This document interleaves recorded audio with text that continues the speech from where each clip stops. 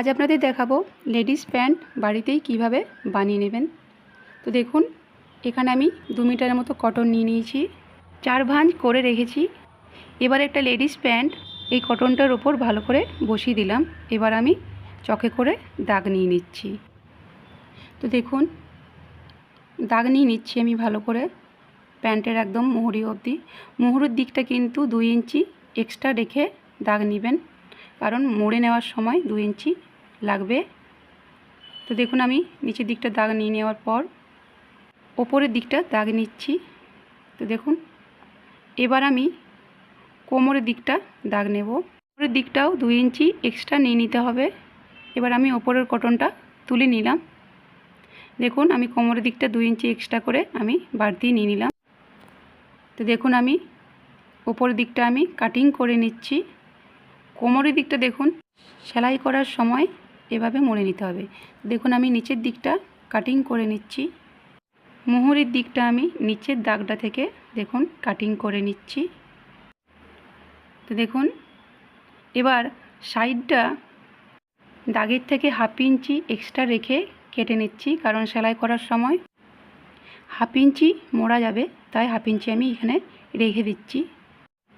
দেখুন, দাগের ওপর আমার কিন্তু কাটা কমপ্লিট হয়ে গিয়েছে। এবার সাইডটা আমি পুরো লম্বা করে কেটে নেব। সাইডটা এভাবে কেটে নিলে খুব সুন্দর একটা ডিজাইন বের হয়।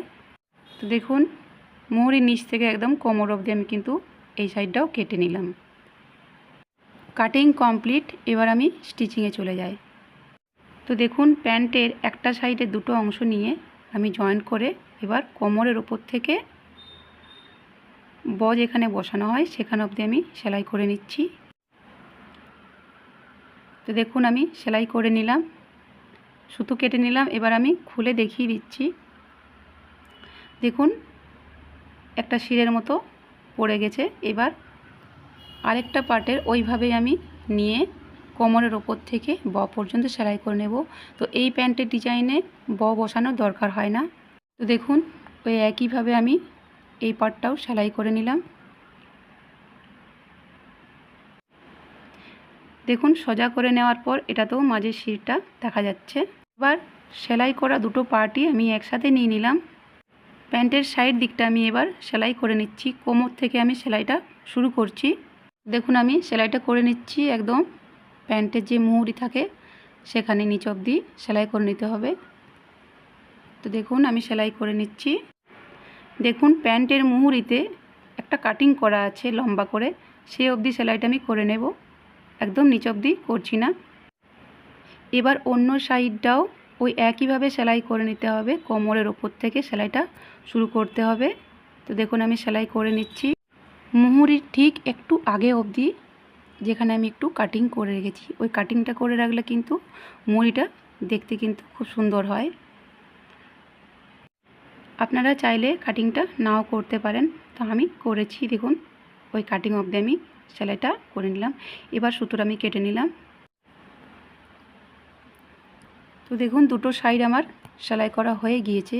এবার প্যান্টের মুহুরিতে যে কাটিংগুলো করে রেখেছি সেগুলো একটু করে আমি দেখুন মুড়ে নিচ্ছি। এরকম ডবল করে কটনটা মুড়তে হবে। দেখুন, একটা সাইড আমি আগে মুড়ে নিচ্ছি। দেখুন, ডবল করে আমি একটা সাইড প্রথমে মুড়ে নিলাম। এবার আরেকটা দিক ওইভাবেই মুড়ে নিতে হবে। এবার মুহুরির নিচ দিকটা কটনটা ডবল করে আমি মুড়ে নিচ্ছি। আমি এখানে বক্রম ছাড়াই মুহুরিটা বানিয়ে নিচ্ছি। আপনারা চাইলে বক্রম বসাতে পারেন। তো দেখুন, 2টো মুহুরিই আমি কিন্তু ডবল করে মুড়ে নিচ্ছি ওই একইভাবে। দেখুন, একটা সেলাই দেওয়ার পর কিন্তু আমি আরেকটা করে আমি সেলাই দিয়ে দিচ্ছি। আপনারা চাইলে 3-4টে সেলাইও দিতে পারেন। তো দেখুন, মুহুরির সেলাই আমার কিন্তু কমপ্লিট হয়ে গিয়েছে। এবার দেখুন, সাইডগুলো আমার সেলাই তো আগেই হয়ে গিয়েছে। এবার ভেতর দিকটা দেখুন, ভেতর দিকটা আমি একদম ব অবধি সেলাই করে নিচ্ছি।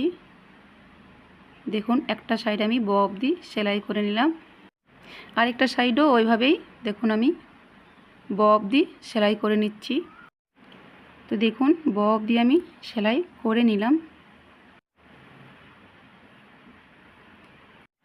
এই মাঝখানটা ডবল সেলাই দিয়ে দেবেন, তাহলে সেলাইটা মজবুত হবে। তো দেখুন সেলাই আমার হয়ে গিয়েছে। এবার আমি কোমরের জায়গাটা ডবল মুড়ে দেখুন আমি সেলাই করে নেব। পুরো কোমরটাই কিন্তু এভাবে ঘুরিয়ে ঘুরিয়ে সেলাই করে নিতে হবে।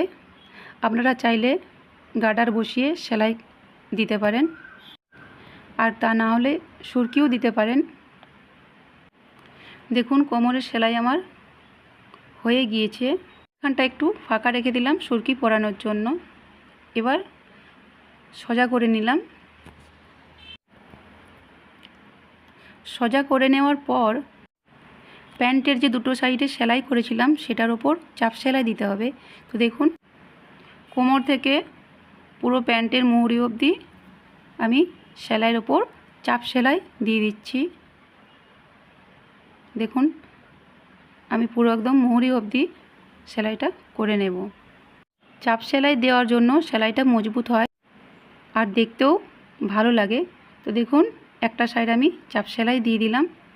এবার আরেকটা সাইড ঠিক একইভাবে কোমর থেকে মুহুরি অবধি চাপ সেলাই দিয়ে দিতে হবে। তো দেখুন আমি চাপ সেলাই দিয়ে দিচ্ছি। এই প্যান্টগুলো বানানো কিন্তু খুবই সহজ আর দেখতেও ভালো লাগে। ভালো করে দেখলেই কিন্তু শিখে যাবেন। ভালো লাগলে লাইক করবেন, আর এরকম ভিডিও পাওয়ার জন্য আমার চ্যানেলটিকে সাবস্ক্রাইব করবেন। তো আজের মতো আসি।